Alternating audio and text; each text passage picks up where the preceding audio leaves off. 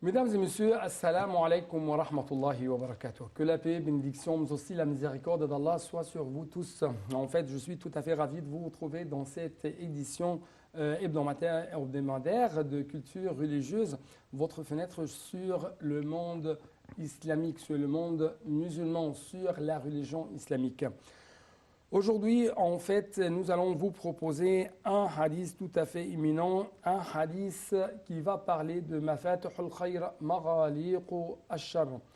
Avec plus de précision, notre grand prophète Mohammed paix et salut soit sur lui a dit « Certaines personnes sont des clés du bien et des serrures face au mal, et d'autres personnes sont des clés du mal et des serrures face au bien. Bonne annonce à celui dont Allah fait une clé du bien et malheur à celui dont Allah fait une clé du mal. » Donc c'est le grand hadith, les explications, les éclaircissements seront avec notre invité de marque, Dr Sami Mandour, le grand professeur à l'université de l'Azhar. Dr Sami, vous êtes toujours bienvenu sur Internet. Merci. Merci beaucoup pour votre présence. Merci. Et nous attendons bien sûr l'interprétation, les justifications, les explications, mais aussi les éclaircissements concernant ce hadith. Oui, bismillahir rahmanir rahim. Alhamdulillah wa salatu wa salamu ala sayyidina rasulillah wa ala alihi wa sahbihi wa man wala. Rabbi shrah li sadri wa yassir li amri wa hlul 'uqdatan min lisani yafqahu qawli. En effet, vous avez bien cité un hadith très important du prophète Mohammed sallallahu alayhi wa sallam, puisqu'il s'agit de la finalité de l'islam. Il s'agit de l'objectif de la création de l'homme. Il s'agit de pourquoi l'homme est là dans cet univers. Et pourquoi le prophète a été envoyé. Et pourquoi le prophète sallallahu alayhi wa sallam a eu ce message et sa mission après tous les autres prophètes. Et pour dire quand même pourquoi tous les prophètes et messagers d'Allah ont été envoyés.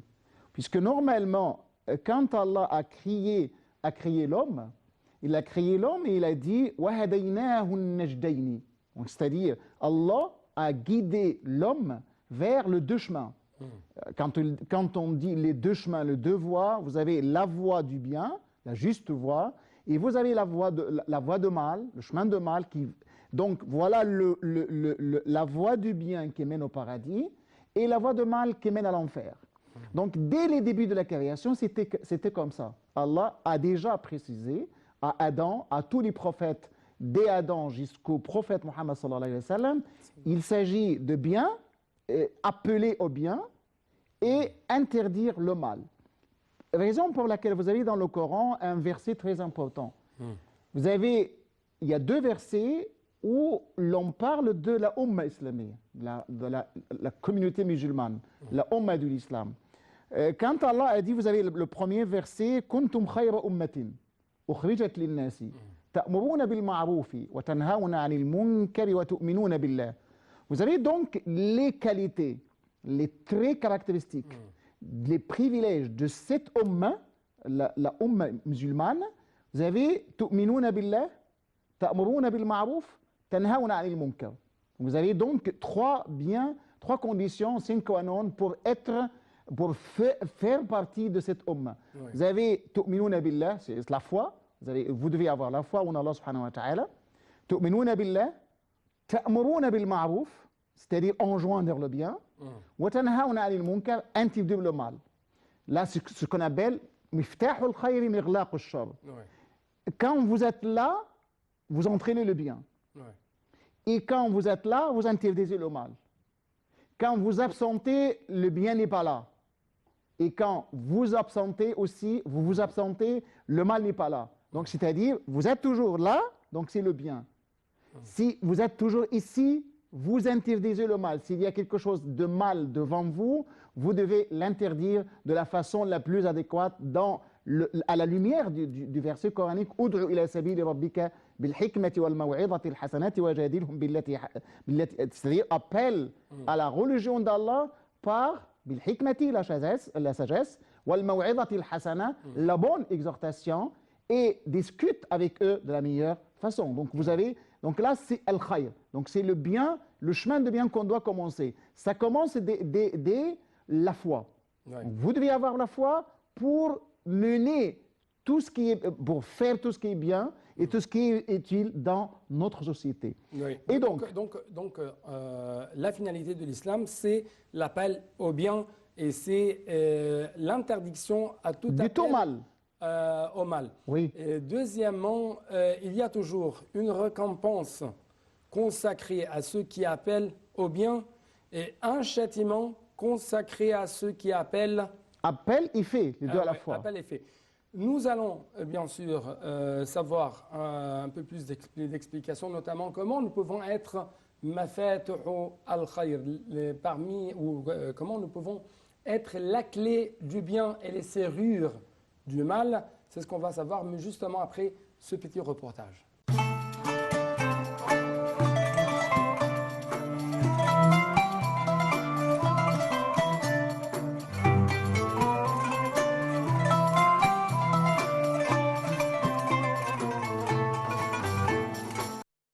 Celui qui veut être parmi les clés du bien, verrou du mal, les gens de bonnes nouvelles, alors qu'il s'en tienne à ce qui suit. La sincérité envers Allah dans les paroles et les actes. Elle est en effet la base de tout bien et la source de tout mérite. L'invocation et l'insistance auprès d'Allah, de la réussite en cela. En effet, l'invocation est une clé pour tout bien. Et Allah ne repousse pas un serviteur qui l'invoque et ne déçoit pas un croyant qui l'implore. Désirez ardemment la quête de la science et son acquisition, car la science invite aux vertus et aux actions nobles, et on y rempart contre les vices et les grands crimes. S'appliquer dans l'adoration d'Allah, notamment les obligations, et en particulier la prière, car elle préserve de la turpitude et du blâmable. Se parer des nobles caractères et de ce qui en est imminent, s'éloigner des mauvais comportements et de ce qui en est aissable. Fréquenter les bons et s'asseoir auprès des vertus, car les anges encerclent leur assise et la miséricorde les enveloppe. Et prendre garde aux assises des mauvais et des prévés. Elles sont certes ce sur quoi descendent les diables. Conseiller les gens lors de leur compagnie et de leur fréquentation, en les occupant dans le bien et en les détournant du mal. Se rappeler le retour et la station debout devant le Seigneur de l'univers, alors le bienfaisant sera rétribué pour sa bienfaisance et le malfaisant pour sa malfaisance. Et le pilier de tout cela est l'ambition du serviteur dans le bien et dans l'intérêt des gens, à partir du moment où l'ambition est présente, que l'intention est résolue, que la détermination est certaine, qu'il aura demandé l'aide d'Allah en cela et aura accompli les choses conformément, il sera alors, par la permission d'Allah, parmi les clés du bien, verrou du mal.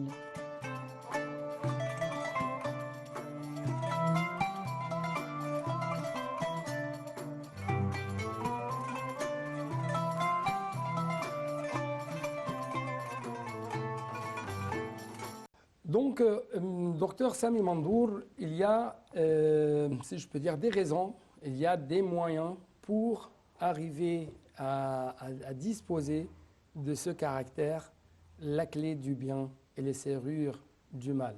Oui, c'est exactement ça, puisque nous avons déjà parlé de les traits caractéristiques de la Ummah musulmane.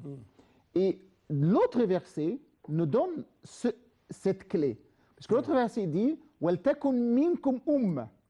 Vous avez la Ummah, la grande Ummah en général, et vous devez avoir un groupe tiré de cette Ummah qui va faire quoi? Comme le dit le verset, Ummatun yad'una ila al-khayr. Donc nous devons tous appeler au bien. Wa ya'muruna bil ma'ruf. Donc le Coran, dans les mêmes versets, insiste sur l'appel au bien et l'interdiction du mal. Et donc comment faire? Comment essayons de, comme le hadith du prophète le dit, Inna minan nasi nasan. Parmi les hommes, il y a des gens. Mafatihu lil khayri, maghaliqu lil sharri. Et qui sont des clés pour le bien et qui appellent au bien et qui ferment la voie à tout ce qui est mauvais, au mal, si je peux dire. Il y en a d'autres aussi qui sont tout à fait le contraire. Ouais. Et qui sont mafatihul lil-sharri, il appelle toujours au mal, maghaliqul lil-khayri, c'est-à-dire il n'appelle pas au bien. Donc c'est tout à fait le contraire. Vous avez deux catégories de gens. Catégorie qui appelle toujours au bien. Quand tu vois quelqu'un, ça te rappelle Allah, ça te rappelle le bien, ça te rappelle tout ce qui est utile à la société. Mais vous avez quelqu'un d'autre qui est criminel, qui est toujours mauvais et qui est méchant. Et quand tu le vois, tu te rappelles toujours de tout ce qui est mauvais. Et donc là, qu'est-ce que le prophète le dit? Mafatih. Donc il y a les deux.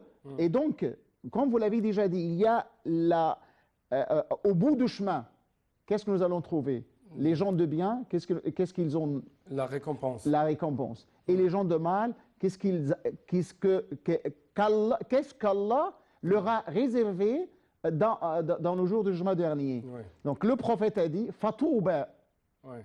Touba, c'est plutôt le paradis. Ouais. Une catégorie, un type de paradis.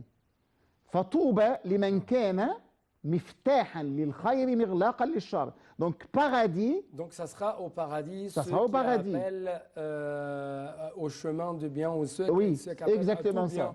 Wa waylun liman kana miftahan lil sharri mighlaqan lil khayri. Waylun, c'est une valide en enfer. Donc là, le symbole Touba, Touba c'est le symbole du paradis. Waylun, c'est le symbole de l'enfer. Donc, au bout du chemin, de votre chemin, c'est à vous de choisir.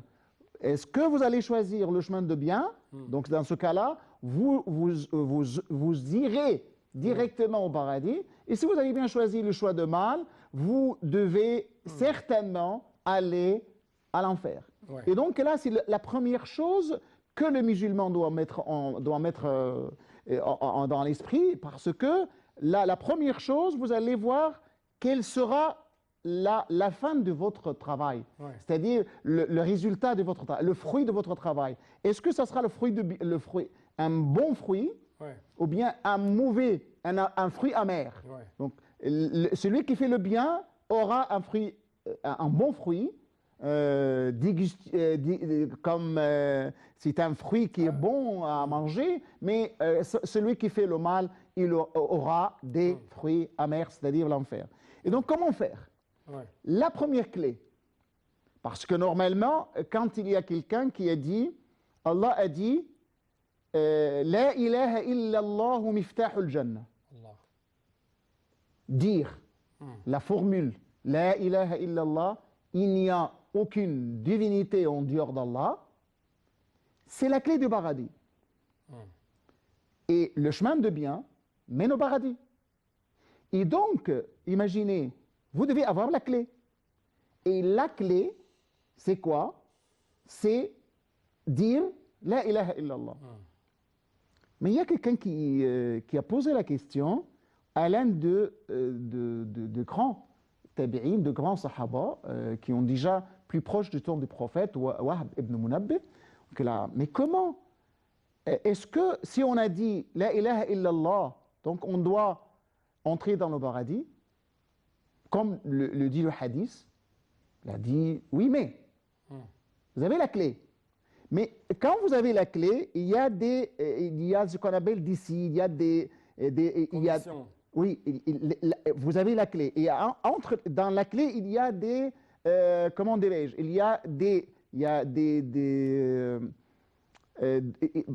Quand on a la clé n'est pas plate, mais il y a d'autres choses par lesquelles on doit ouvrir.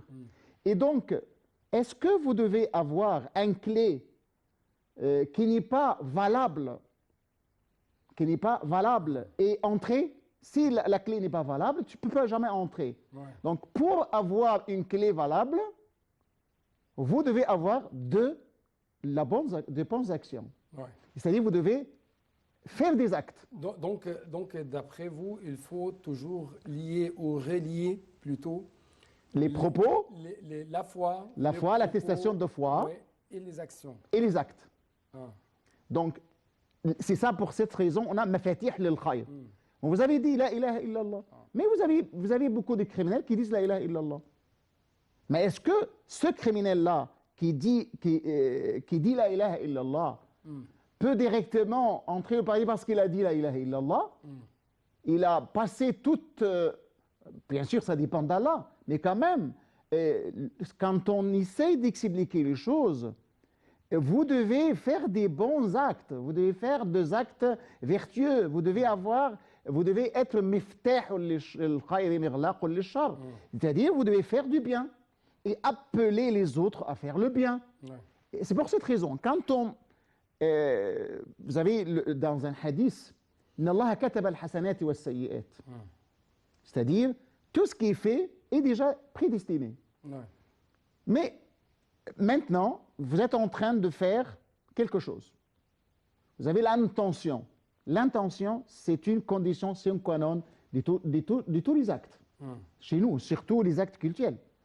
Et même les actes banals.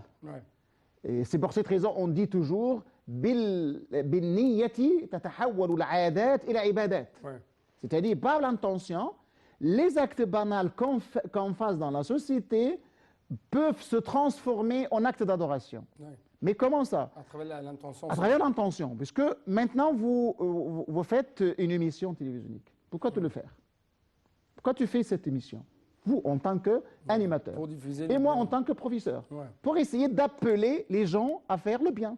Et donc, notre attention, d'appeler les gens à faire le bien, ça nous donne des récompenses. Sans cette intention, l'acte est invalide. Revenons au hadith du prophète. Inna Allah kataba al-hasanat wa sayyi'at. Et ensuite, il y a des gens qui font de bien. Il y a des gens qui font de mal. Il y a des gens qui s'apprêtent à faire le bien, mais ils ne le font pas. Mais il y a des gens qui s'apprêtent à faire le mal, mais ils ne le font pas. C'est ce qu'on va savoir avec plus de détails, mais justement après cette petite pause pour vous donner un peu d'espace pour prendre l'haleine. On souffle. On souffle. Et donc, vous êtes encore invités avec nos chers téléspectateurs à visiter cette mosquée monumentale qui se trouve dans notre capitale, le Caire.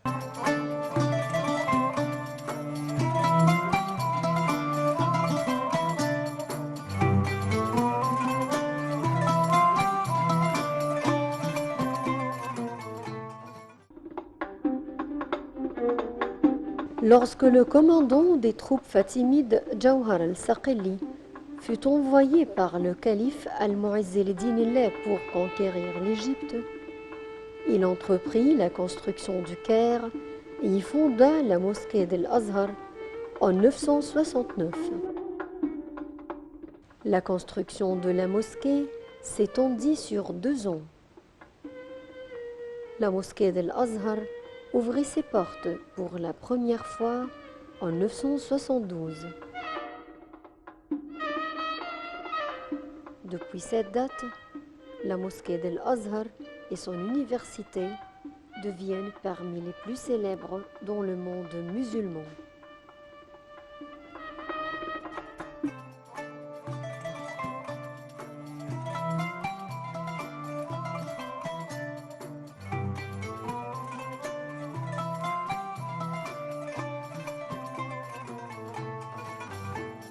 Donc, notre grand professeur, Dr Sami Mandour, il y a des gens qui voient le bien mais ne le font pas, mais n'essayent pas de le suivre. Et il y a des gens qui appellent également au mal et appellent à ne pas faire le bien. Vous avez 2 catégories de gens. Il y a le hadith dont on parle, Inna Allah kataba al-hasanat wa sayyi'at, parle de quoi exactement? Parle des gens, il y a la récompense d'Allah subhanahu wa ta'ala et il y a la punition. Si j'ai l'intention de te porter atteinte, de te frapper, par exemple, et moi je ne l'ai pas fait, dans ce cas-là, je dois être puni ou récompensé. Et si j'ai l'intention de te donner de l'aumône, et je n'ai pas fait, je dois être récompensé ou non. Là, il s'agit de quoi? Il s'agit de miftah al-khayr mirlaq al-shar. Parce que l'islam exhorte les gens à faire le bien et à éviter de faire le mal. À faire le bien même si... même avec l'intention. C'est-à-dire, si j'ai l'intention de porter atteinte à quelqu'un, et donc je me rappelle d'Allah subhanahu wa ta'ala, je me rappelle, mais comment faire atteinte à quelqu'un? Mais c'est interdit.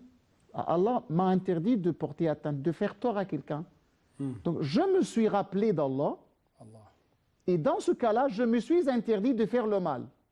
Et dans ce cas-là, hein, j'aurais être récompensé. Même si je n'ai pas fait un acte de bien, mais j'ai l'intention de ne pas faire le mal. Ouais. Je n'ai pas l'intention de faire le mal. Allah, c'est très bon, c'est Oui. la grandeur de l'islam. Oui. Donc si j'ai l'intention de faire Le mal, et je ne commets pas le mal, ouais, dans ce cas-là, je serai récompensé. je serai- Parce que je me suis interdit de faire le mal. c'est ça pour l'amour de Dieu. Comment... Normalement, c'est pour l'amour de Dieu. C'est pas parce que je trouvais un policier, et donc le policier va m'arrêter si j'ai fait de mal. Non, c'est pas pour cette raison. J'ai évité de faire le mal, de porter atteinte à quelqu'un, de faire tort à quelqu'un, parce que je me suis rappelé que Allah m'a interdit de le faire. Donc je me suis interdit de le faire pour l'amour d'Allah subhanahu wa ta'ala. Allah. Donc dans ce cas-là, Allah me dit, là, vous devez être récompensé. Ouais. Je vous récompenserai, certes et certain. Parce que le hadith, le prophète, Inna Allah kataba al-hasanati wa as-sayyi'at, faman hamma, c'est-à-dire à l'intention, bi hasanatin fa'alaha, vous avez l'intention de faire le bien, donc tu as fait le bien, la bonne action. Donc dans ce cas-là, vous devez être récompensé. Et la récompense, c'est quoi? Vous avez une récompense redoublée en 10, redoublée en 700. Ouais. Donc vous avez la bonne action que vous devez faire, vous devez avoir 100 récompenses. Pas une seule, une qui va doubler en 10, qui va redoubler aussi en 700. Ouais. ومن هم بحسنة فلم يفعلها كتبت له حسنة. Mais celui qui a l'intention de faire le bien, il n'a pas fait, il a aussi la récompense d'intention. Celui qui a l'intention de faire le mal, il n'a pas fait le mal, il sera récompensé. Ouais. Et celui qui fait le mal et a l'intention de faire une mauvaise action, il l'a fait, il n'aura qu'une seule mauvaise action. Qu'une seule sayyi'a, une seule sayyi'a. Mais pas le hasana, hasana, redoublé en 10, redoublé en 700. Donc si j'ai Ça, c'est l'intention de faire... la grâce immense d'Allah subhanahu wa Ouais, ta'ala. si donc j'ai l'intention de faire une sorte d'action dans mes intentions et je ne le fais pas, donc ça sera récompensé d'une seule hasana. Oui. Bonne action. Mais si je le fais, ça sera Redoublé. En 10. Et même dans un autre C'est de la hadith, générosité, ouais. 700 700. hasana. Ouais. Et par contre, si vous avez fait du mal, c'est une seule sayyi'a. Là, il s'agit, quand on dit sayyi'a, il faut faire attention. Il faut faire une différence entre deux sortes de sayyi'a. Ouais. Deux sortes de mauvais actes. Ouais. Puisque quand même, il y a une certaine confusion dans la mentalité de certains gens. Et là, c'est aussi c'est pour pousser, exhorter le musulman à faire le bien et ne pas faire le mal. Puisque normalement, le sayyi'a, c'est quoi? Vous pouvez faire, par exemple, la prière, c'est un droit divin d'Allah. Je le fais exclusivement pour Allah. Si je ne fais pas la prière, ça ne porte atteinte à aucune personne. Ouais. À personne. Ouais.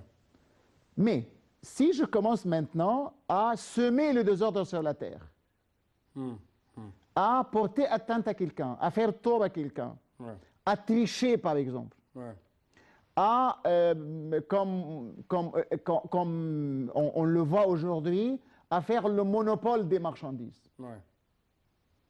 Ce sont des mauvais actes, de mauvaises actions qui portent atteinte à des êtres humains. Dans ce cas-là, donc vous avez les deux catégories. La première catégorie, ça concerne Allah subhanahu wa ta'ala. Si vous avez bien abandonné un acte cultuel, comme le salat, comme la prière, le jeûne, le pèlerinage et tout ça, donc ça revient à Allah de vous pardonner. Mais si on a commis un acte abominable, criminel, un mauvais acte contre un être humain, que ce soit musulman ou autre, il s'agit d'un être humain, puisque l'être humain, en tant qu'être humain, est sacré et inviolable. Et il ne faut pas violer ce droit. Si vous avez violé, bafoué les droits d'un être humain, dans ce cas-là, Allah ne pardonnera jamais le péché que vous avez fait, à condition que l'être humain pardonne. Si l'être humain ne pardonne pas, Allah ne pardonnera jamais. En fait, on n'a plus de temps pour continuer un peu plus de l'explication de tels hadiths et d'autres hadiths. C'est pourquoi on va essayer de consacrer une autre édition pour parler un peu plus de ce sujet. Mais en tout cas, je dois vous remercier infiniment pour votre explication. Je vous en prie. Merci beaucoup. Je vous en prie. Et c'est pareillement pour vous, chers téléspectateurs. Merci. Assalamu alaikum wa rahmatullahi wa barakatuh. Wa alaikum assalam wa rahmatullahi.